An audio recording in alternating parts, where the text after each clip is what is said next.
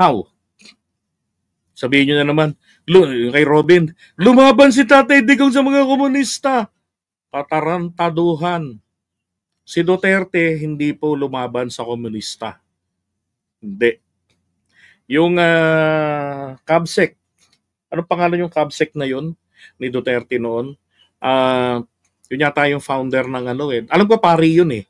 Tapos naging rebelde. Ngayon, laban kay Marcos. So anong nangyari? Bukod sa kanya, maraming nahuli noon, no, sa Mindanao, nakakulong. Ang ginawa, si Duterte ang prosecutor. Kung tagal ng kaso ng paglilitis nila. No, nabababad yung mga NPA sa kulungan. Kaya lang, ang ginagawa ni Duterte, tinotropa niya yung kanyang mga yung kanyang mga pinipersecute. Kaya nga nung mawala si Marcos sa pwesto, pinalaya ni Cory Aquino itong mga political prisoners. Nakalaya itong mga itong mga NPA na yan na nakakulong. Kinaibigan ni Duterte sa Mindanao. Hinire niya na gawin niyang administrator ng Davao City. Parang coexistence. Bakit? Bakit hindi niya gagawin yun? Dapat nga hindi siya naging prosecutor ng mga yan eh. Kasi kaibigan niya at professor niya dati si Joe Masison. Kaya yung sinasabi ni Duterte noon na inambush siya, pina-ambush siya ng mga NPA ni Joe Masison, kalokohan lang niya yun. Walang record talaga na lumabas na nagkaroon ng ganong ambush. Parang lang yun, ma-justify lang nila. Yeah, that's June Vasco. Thank you. Yan.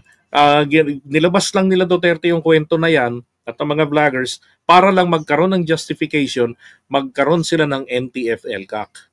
Ang NTF-ELCAC, maganda naman po ang NTF-ELCAC. Pero kung sasabihin nyo na lumaban si Duterte laban sa mga komunista, nako, hindi nga niya ginawa yung treatment ng patayan sa, di ba?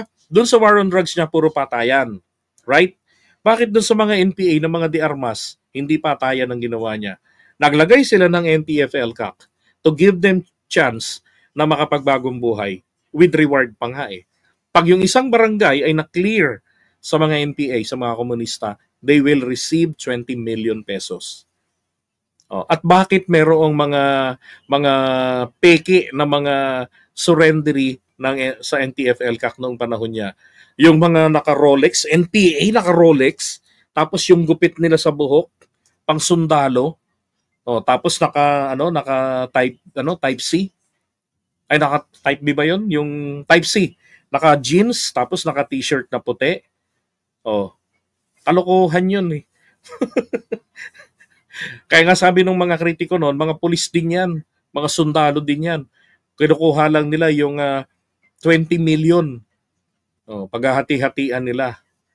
Oo, maraming mga sumurrender noon because maganda naman pakay talaga ng ELCAC. Kaya nga binuhay uli yan, ipinagpatuloy yan ni PBBM.